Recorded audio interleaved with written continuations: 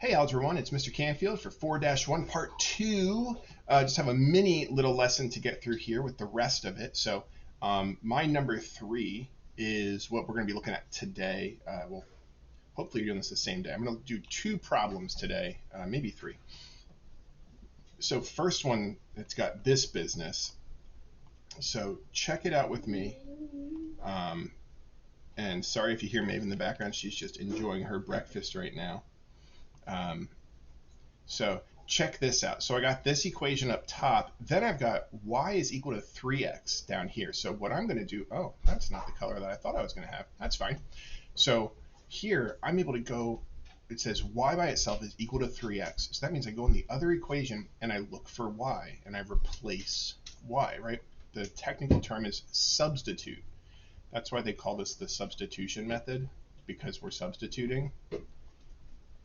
Let me know if I go too fast with that.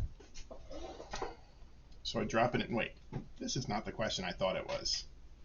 This isn't that big of a deal. That's fine. Okay, anyway, I guess I should just keep going. I thought this was something else. So I'm solving for x here, right? So this says negative 5 times 3x. That's minus 15x.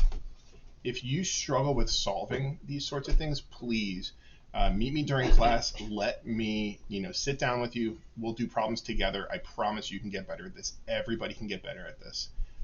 I got 3x minus 15x. I get negative 12x is equal to negative 8a4. I'll divide both sides by my negative 12. And I get positive 7 for x. So remember, we got a number for x, we got to find the number for y. So I can go back and plug it into either one of those two. I'm going to pick the one that's going to be easier. That bottom one's going to be way easier. Y is equal to, you might even be able to do that in your head.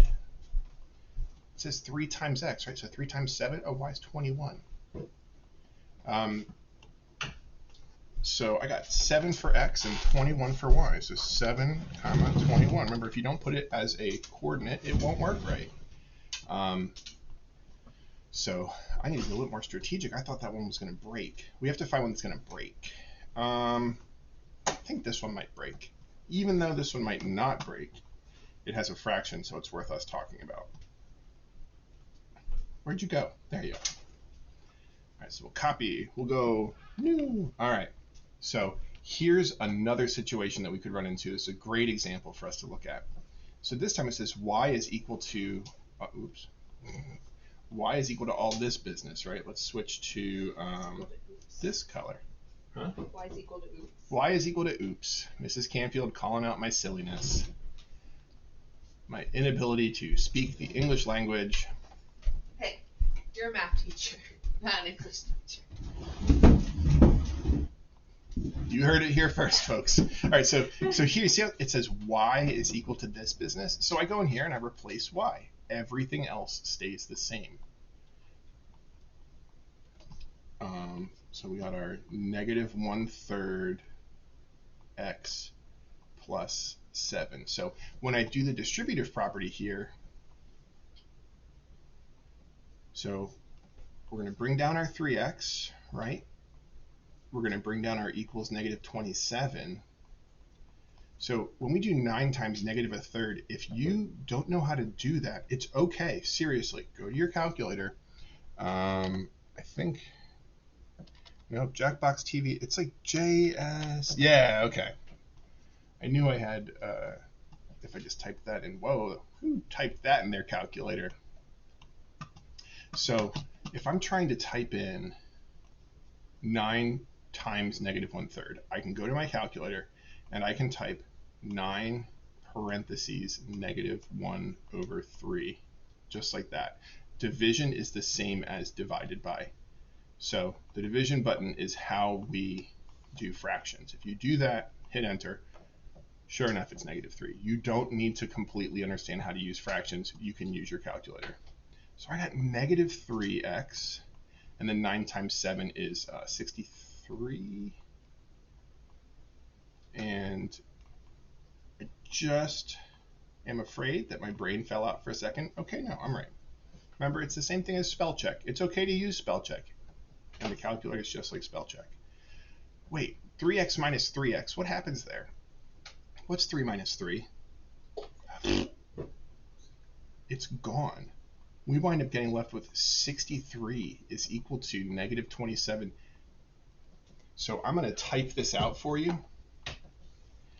If all the variables, that's a fancy word for letters, right? Cancel out. If the statement, wait, there's two things that can happen. So if all the letters cancel out, option A, if it's true, then it's infinite solutions. Is 63 equal to negative 27? If it's false, then there is no solution. So, because this says 63 is equal to negative 27, this problem has no solution. These two lines will never touch. Hey, what does that look like when two lines never touch? Dear Desmos,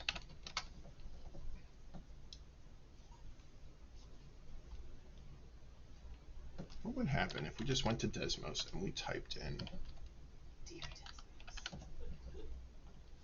Mrs. Canfield never hears me say things like this, so she thinks it's funny. Instead of, wow, he says that all the time, and it's annoying. Aha! Look at that. We have two parallel lines, and you could travel forever and ever and ever, and they never touch, okay? Yeah, that's the point. So that is the other version of the video, the other thing that we need to see. So I'm going to see how these short lessons work versus the long lessons. Again, please, I want your feedback. Would you rather have the more long form video, or would you rather have this? I can always go back to the long form video. Just thought I'd mix it up, try something new. All right, bye.